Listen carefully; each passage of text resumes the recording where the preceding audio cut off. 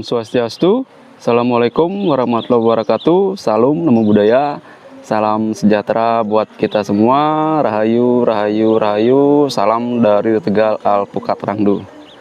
Oke, semeton, hari ini update hari Sabtu ya. Kita mau sedikit sharing tentang alpukat. Oke, sini ada alpukat Clud, bibit dari Bapak Agus, Desa Wisata Jambu. Ya, banyak rumput-rumput yang tumbuh, terus sengaja saya tutupin dulu karena kita tahu sebentar lagi memasuki musim kemarau.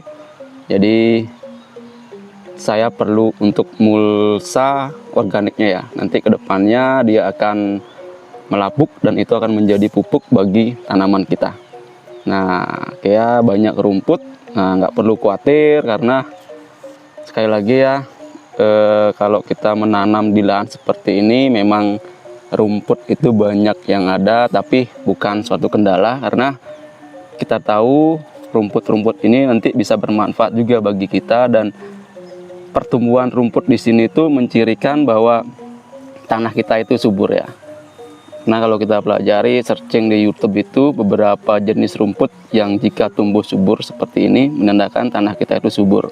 Dan jika banyak ilalang yang tumbuh di sekitar lahan kita itu berarti kemungkinan pH tanahnya tidak bagus. Ya, mungkin kurang atau segalanya ya. Jadi tidak menghambat karena tetap bisa untuk gemuk juga ya. Untuk batangnya ini pruning juga tetap saya lakukan, potes-potes pucuk. Di awal saya memang membentuk cabang yang seperti ini.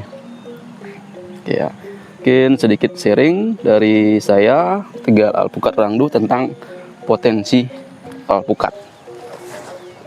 Ya, kemarin saya sempat sharing juga dengan keponakan, kebetulan beliau bergerak di bidang pariwisata, seorang distributor ke hotel-hotel, ke restoran, dan mengelola beberapa restoran di daerah Ubud dan Denpasar. Ya, banyak yang kita sharing itu tentang alpukat. Untuk teman-teman terutama di daerah kita di Bali, potensi alpukat saat ini masih sangat luar biasa. Karena dari pengalaman beliau sebagai distributor itu, banyak hotel-hotel, banyak restoran yang menjadi langganan beliau tuh selalu menanyakan ketersediaan tentang alpukat. Dan beliau tidak berani menjamin, tidak berani menjadi seorang distributor alpukat karena keterbatasan buah alpukat di daerah kita di Bali.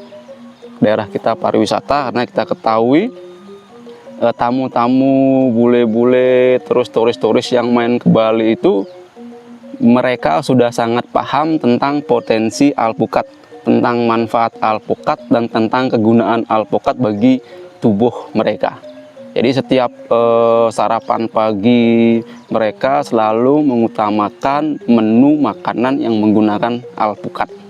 Nah, karena keterbatasan alpukat, beliau tidak berani menjadi seorang distributor alpukat ya. Jadi buat teman-teman yang mempunyai lahan sedikit, terus tidak terlalu luas, penanamannya gampang, alpukat mungkin bisa menjadi menjadi solusi ya buat teman-teman ya. Terus selalu beliau juga bercerita di sebuah restoran tempat beliau bekerja, bosnya, pemilik restoran itu bahkan mengontrak satu kebun yang memang memiliki alpukat dan menanam alpukat. Jenisnya saya waktu itu kurang tahu. Beliau itu mematok walaupun harga rendah, walaupun harga mahal, per kilonya di harga Rp30.000 ya untuk jenis tertentu. Ya, tapi kita perhatikan, kita harus ini juga ya, sadari untuk menanamnya, untuk mengelolanya kita harus memilih bibit-bibit ya, memilih bibit jenis alpukat yang mungkin itu bisa masuk di daerah pariwisata. Jadi kita tidak bisa memilih yang asal ini, asal bibitnya ya. Dan kualitasnya juga perlu kita jaga. Perlu kita jaga agar bisa memasuki restoran, terus memasuki hotel, itu grade-nya harus benar-benar bagus. Dari grade A dan grade B. Grade A itu digunakan sebagai campuran makanan, menu makanan, dan grade B-nya itu akan dikondisikan sebagai jus ya. Jadi manfaat alpukat, terus kegunaan alpukat, potensinya bagi teman-teman, bagi semuanya, terutama kita di daerah pariwisata ini sangat luar biasa. Dan kemarin kita ada beberapa kebetulan di tempat kami itu tempat pangkalan pengiriman alpukat, dan ketika saya coba itu mendapatkan minta buahnya itu dia grade-nya sangat tidak layak ya, kalau dibilang tidak layak. Nah, pasarnya mungkin hanya di daerah untuk ke pasar-pasar tradisional untuk menjadi jus, karena untuk dikelola menjadi makanan itu saya coba itu mungkin rasanya agak pahit dan tidak direkomendasi untuk masuk ke pasar tertentu. Mungkin ini sudah sortiran beberapa kali, jadi yang bagian grade-nya yang paling rendah digunakan untuk masuk ke pasar-pasar yang tradisional untuk ataupun kesenggol-senggol istilahnya ya. Karena saya mencobanya itu, saya taruh itu lama sekali dia untuk matangnya, terus rasanya juga tidak terlalu enak juga ya. Jadi untuk teman-teman, alpukat masih sangat luar biasa. Nanti teman-teman bisa searching di YouTube bagaimana itu fungsi alpukat tuh sangat luar biasa. Dia salah satu buah superfood yang sudah sering kali saya bilang bahwa banyak manfaat yang bisa dimanfaatkan oleh alpukat. Banyak protein, banyak vitamin, banyak hal-hal baik yang terkandung di alpukat. Dan alpukat itu bisa dikonsumsi oleh beragam umur ya, entah dari balita sampai orang jompo atau lanjut usia.